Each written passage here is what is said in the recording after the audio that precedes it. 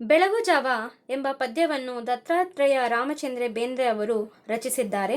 ಬೆಳಗು ಜಾವ ಅಂತ ಹೇಳಿದ ತಕ್ಷಣ ಕೇವಲ ಪ್ರಕೃತಿ ಸೌಂದರ್ಯದ ವರ್ಣನೆ ಅಲ್ಲ, ಬೆಳಗು ಜಾವ ಹೇಗೆ ನಮ್ಮ ದಿನದ ಆರಂಭವನ್ನು ಮಾಡುತ್ತೆ, ಹಾಗೆ ನಮ್ಮ ಯೌವನದ ಆರಂಭ ದಿನಗಳನ್ನು ಹೇಗೆ ಉಪಯೋಗವಾಗಿ ಬಳಸ್ಕೊಳ್ಬೇಕು, ನಮಗಿರುವಂತಹ ಸಮಯವನ್ನು ಹೇಗೆ ವ್ಯರ್ಥ ಮಾಡದಂತೆ ಸದುಪಯೋಗ ಮಾಡಿಕೊಳ್ಬೇಕು ಎಂಬಗಳ ವಿಷಯಗಳ ಬಗ್ಗೆ ನಮ್ಮ ಜೀವನ ಬದುಕು ಹೇಗೆ ಸಾರ್ಥಕ ಮಾಡ್ಕೊಳ್ಬೇಕಂತ ಕವಿ ಅವರು ಹೇಳ್ತಿದ್ದಾರೆ. ಇಲ್ಲಿ ಬೆಳಗು ಜಾವ ಅನ್ನೋದು ಕೇವಲ ಬೆಳಗು, ಸೂರ್ಯೋದಯ ಇವೆಲ್ಲ ಕುರಿತು ವರ್ಣನೆ ಅಲ್ಲ, ನಮ್ಮ ಜೀವನದ ಆರಂಭ ಹಂತಕ್ಕೆ ಒಂದು ಅಡಿಪಾಯಿ ಹೇಗೆ ಮಾಡ್ಕೋಬೇಕಂತ ಹೇಳ್ತಿದ್ದಾರೆ. ಬೆಳಗು ಅವರ ಕಾವ್ಯದ ಒಂದು ಸ್ಥಾಯಿ ಕಲ್ಪನೆ. ಈ ಕವಿತೆಯಲ್ಲಿ ಬೆಳಗಿನ ಸೌಂದರ್ಯವನ್ನು ವರ್ಣಿಸುತ್ತಲೇ ಯೌವನವು ಮಾನವನ ಜೀವನದ ಬೆಳಗು ಜಾವ, ನಿರಂತರವಾದ ಕ್ರಿಯೆಗಳ ಮೂಲಕ ಯೌವನವನ್ನು ದಣಿಸಿ ಸಫಲತೆಯನ್ನು ಪಡೆಯಬೇಕು ಎಂದು ಬೇಂದ್ರೆ ಅವರು ಕರೆ ಕೊಟ್ಟಿದ್ದಾರೆ. ಅರ್ಥ ಆಯ್ತಲ್ಲ? ಪದ್ಯದ ಆರಂಭ ಏನ್ ಮಾಡ್ತಾರೆ ನೋಡಿ.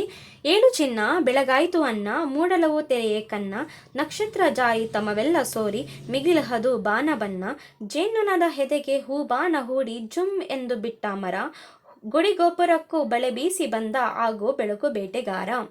ಏಳು ಚಿನ್ನ ಅಂದ್ರೆ ಮಕ್ಕಳಿಗೆ ಪ್ರೀತಿಯಾದ ಕರೆಯನ್ನು ಕೊಡ್ತಿದ್ದಾರೆ.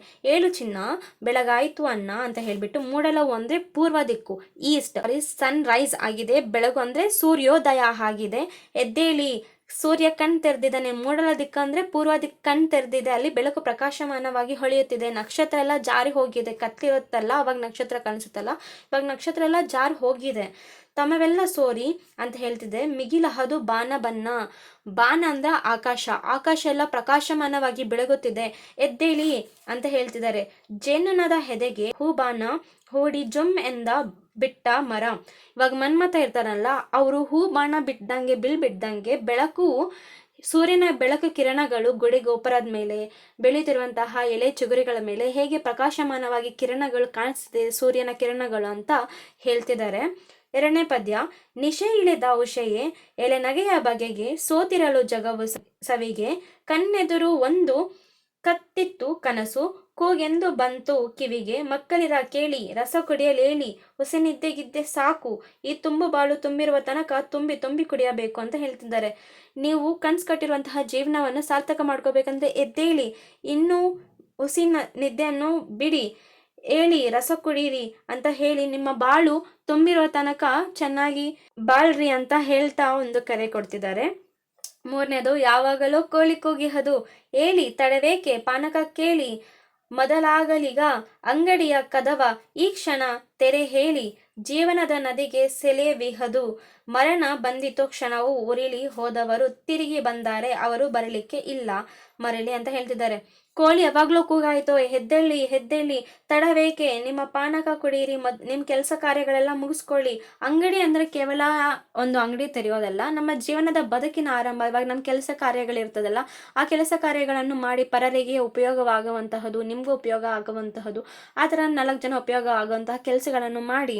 ಅದೇ ರೀತಿಯಾಗಿ ಜೀವನ ಎಂಬುದು ನದಿಯ ರೀತಿಯಾಗಿ ಅದು ಮುಂದೆ ಹೋಗುತ್ತೆ ಹೊರತು ಹಿಂದಕ್ಕೆ ಬರೋದಿಲ್ಲ. ಅದೇ ರೀತಿ ಜೀವನ ವಯಸ್ಸು ಅನ್ನೋದು ಕಳೆದು ಹೋಗ್ತಿರುತ್ತೆ. ನಮ್ಮ ಇವಾಗ ಬಾಲ್ಯದಲ್ಲಿ ನಾವು ಮತ್ತೆ ಹಿಂತಿರುಗಿ ಹೋಗೋಕ್ಕಾಗುತ್ತಾ? ಇಲ್ಲ. ಯವನ ಇರುವಾಗಲೇ ಆ ಕಾಲವನ್ನು ಸರಿಯಾಗಿ ಸದುಪಯೋಗ ಮಾಡ್ಕೋಬೇಕು ಅಂತ ಹೇಳ್ತಿದ್ದಾರೆ. ಯಾವಾಗ ಮರಣ ಬಂದಿರುತ್ತಂತ ಹೇಳಕ್ಕಾಗಲ್ಲ, ಕ್ಷಣಾರ್ಧದಲ್ಲಿ ಯಾವಾಗ ಏನಾದ್ರೂ ಆಗ್ಬೋದು. ಆದ್ರಿಂದ ನಿಮ್ಗಿರುವಂತಹ ಸಮಯವನ್ನು ವ್ಯರ್ಥ ಮಾಡಬೇಡಿ, ನಿಮ್ಮ ಜೀವನವನ್ನು ನೀವೇ ಕಟ್ಕೋಬೇಕಂದ್ರೆ ಈ ಸಮಯವನ್ನು ಸದುಪಯೋಗ ಮಾಡ್ಕೊಳ್ಳಿ ಅಂತ ಹೇಳ್ತಿದ್ದಾರೆ. ಸಮಯವನ್ನು ವ್ಯರ್ಥ ಮಾಡದೆ ನಿಮ್ಮ ಕಾರ್ಯ ಕೆಲಸಗಳನ್ನು ಆರಂಭ ಮಾಡಿ ಅಂತ ಹೇಳ್ಬಿಟ್ಟು ಕವಿ ಅವರು ಹೇಳ್ತಿದ್ದಾರೆ. ಬಾನ್ ಹೊಗರಲುಂಟು ಮರ ಚಿಗುರಲುಂಟು, ಬರಲುಂಟು ಸುಗ್ಗಿ ಮತ್ತೆ, ಮುಗಿಲಿರಲಿ ಮುಪ್ಪು ಚಿಂತನದಿ, ತಾನು ಹರೆಯಕ್ಕೆ ಬೇರೆ ಹೊತ್ತ. ಇವಾಗ ಬಾನ್ ಹೊಗರಲುಂಟು, ಇವಾಗ ಕತ್ತಲಾಗಿ ಮರೆಯದ ಆಕಾಶ ಮತ್ತೆ ಬೆಳಗುತ್ತದೆ, ಎಲೆ ಉದುರಿಸಿಕೊಂಡು ಮರ ಮತ್ತೆ ಚಿಗುರುತ್ತದೆ, ಆದರೆ ಯೌವನದ ಸುಗ್ಗಿ, ಉತ್ಸಾಹದ ಸುಗ್ಗಿ ಮತ್ತೆ ಬರಲಾರದು. ಹೀಗೆನ್ನುವ ಮೂಲಕ ಕವಿ ಬಾಳಿನ ಆಕೃತಿಯ ನಿತ್ಯ ನೂತನತೆ ಗುಣವನ್ನು ಹೇಳುತ್ತಾರೆ. ಮುಪ್ಪು ಧ್ಯಾನದಲ್ಲಿ ಚಿಂತನದಲ್ಲಿ ಮುಳುಗಿರಲಿ, ಈಗ ಬದುಕಿನ ಬೆಳಗು ಜಾವ ಹರೆಯ, ಇದಕ್ಕೆ ಬೇರೆ ಹೊತ್ತು ಮತ್ತೆ ಸಿಗದು, ಉತ್ಸಾಹದಿಂದ ಹೇಳಿ ಬದುಕಿನ ಸಾರ್ಥಕತೆಯುತ್ತ ನಡೆಯಿರಿ ಎಂದು ಬೇಂದ್ರೆ ಅವರು ಕರೆ ನೀಡಿದ್ದಾರೆ. ಅರ್ಥ ಆಯ್ತಾ? ಹೀಗೆ ಕವಿಯವರು ಉತ್ಸಾಹ, ಸಂಭ್ರಮ, ಹೆಮ್ಮೆ ಇಂತಹ ಗುಣಗಳಿಂದ ತುಂಬಿರಲಿ ನಿಮ್ಮ ಬದುಕು, ಸುಗ್ಗಿಯ ರೀತಿಯಾಗಿ ಕಾರ್ಯಪ್ರವೃತ್ತಿಯನ್ನು, ನಿಮ್ಮ ಜೀವನದ ಉದ್ದೇಶ ಆದರ್ಶಗಳನ್ನು ತುಂಬಿಸ್ಕೊಳ್ಳಿ, ಸಾರ್ಥಕ ಮಾಡ್ಕೊಳ್ಳಿ ನಿಮ್ಮ ಬದುಕನ್ನು. ಹಾಗೆ ನಿಮ್ಮ ಮುಪ್ಪಿನ ಚಿಂತೆಯನ್ನು ಬಿಡ್ಬಿಡಿ ಅಂತ ಹೇಳಿಬಿಟ್ಟು ಕವಿಯವರು ಹೇಳ್ತಿರುವುದು ನಾವಿಲ್ಲಿ ಅರ್ಥ ಮಾಡ್ಕೋಬೇಕಾಗುತ್ತೆ. ಹೀಗೆ ದ ರಾ ಬೇಂದ್ರೆ ಅವರು ಕೇವಲ ಬೆಳಗು ಜಾವ ಎಂಬ ಶೀರ್ಷಿಕೆಯೊಂದಿಗೆ ನಮಗೆ ಕೇವಲ ಬೆಳಗಿನ ಸೊಬಗನ್ನು ತೋರಿಸ್ತಾರೆ ಅಂತ ಅನ್ಕೊಂಡಿದ್ವಿ. ಆದರೆ ಇದು ಯೌವನದ ಜೀವನದ ಪ್ರಾರಂಭ ಹಂತದನ್ನು ಹೇಗೆ ನಮ್ಮ ಕೈ ಅಡಿಯಲ್ಲಿ ಇಟ್ಕೋಬೇಕು. ಯಾಕಂದರೆ ಇವಾಗ ತುಂಬ ಡಿಸ್ಟ್ರಾಕ್ಷನ್ಸ್ ನಡೀತಿದೆ. ಫೋನ್ಸು, ಇನ್ಸ್ಟಾಗ್ರಾಮ್ ಸ್ಟೋರೀಸ್ ಹಾಕೋದು, ಇವೆಲ್ಲ ಕಾರ್ಯಗಳ ಜೊತೆಗೆ ನಮ್ದು ಎಜುಕೇಷನ್ನು ಬಂದಾಗ ನಮಗೆ ಓಕೆ ನನಗೆ ಕನ್ನಡ ಅಂದರೆ ಟಫ್ ಅಂತ ಅನಿಸ್ತಿದೆ. ಬಟ್ ಏನು ಗೊತ್ತಾ, ನೀನು ಜಸ್ಟ್ ಒಂದು ಡೈಲಿ ಅಲ್ಲಿ ನನಗೆ ಓದಿರೋದೆಲ್ಲ ಅರ್ಥ ಆಗುತ್ತೆ, ಬಟ್ ನಾನು ನೆನಪಿಸ್ಕೊಳ್ತೀನಿ, ನನಗೆ ಸ್ಟೋರೀಸ್ ಎಲ್ಲ ಗೊತ್ತು. ಬಟ್ ನಾವು ಬರೆಯೋಕ್ಕೆ ಬಂದಾಗ ನನಗೆ ಸ್ಪೆಲ್ಲಿಂಗ್ ಮಿಸ್ಟೇಕ್ ಆಗುತ್ತಾ ಅಂತ ಭಯ, ಆತಂಕ ಎಲ್ಲರಲ್ಲಿ ಇದ್ದೇ ಇರುತ್ತೆ. ಇವಾಗ ಸೆಕೆಂಡ್ ಪಿ ಯು ಸಿಯಲ್ಲಿ ಇದ್ದಾಗ ಎಲ್ಲದಕ್ಕೂ ವ್ಯಾಲ್ಯೂಯೇಷನಲ್ಲಿ ತುಂಬ ಸ್ಟ್ರಿಕ್ಟ್ ಇರ್ತದೆ ಅಂತ. ಆದರೆ ನಾನು ಹೇಳೋದೇನೆಂದರೆ, ಇವಾಗ ನಿಮ್ಗೆ ಇನ್ನೂ ಟೈಮ್ ಇದೆ ಅಲ್ಲ, ನೀವು ಜಸ್ಟ್ ಬರೆದು ಪ್ರಾಕ್ಟೀಸ್ ಮಾಡಿ. ನಿಮಗೆ ಎಕ್ಸ್ಟ್ರಾ ಸೋರ್ಸಸ್ ಇದ್ದೇ ಇರುತ್ತಲ್ಲ ಕ್ವಶನ್ ಆನ್ಸರ್ಸ್ಗೆ, ಅದನ್ನು ಓದಿ ನಿಮ್ಗೆ ಅರ್ಥ ಆಗಿರುತ್ತಲ್ಲ, ಸ್ಟೋರಿ ಫಸ್ಟ್ ಮೈಂಡಲ್ಲಿ ಇಟ್ಕೊಳ್ಳಿ. ಅದರ ರೀತಿಯಾಗಿ ನೀವು ಪ್ರಾಕ್ಟೀಸ್ ಮಾಡಿರಿ. ಯಾಕಂದರೆ ಪ್ರಾಕ್ಟೀಸ್ ಮಾಡಿ ಬರೆಯೋದು ತುಂಬ ಒಳ್ಳೆಯದು. ಈವನ್ ನನಗೂ ತುಂಬ ಟಫ್ ಇತ್ತು, ಆದರೆ ನಾನು ಪ್ರಾಕ್ಟೀಸ್ ಮಾಡಿ ಬುಕ್ಕಲ್ಲಿರೋ ವರ್ಡ್ಸ್ನ ತುಂಬ ಯೂಸ್ ಮಾಡ್ತಿದ್ದೆ.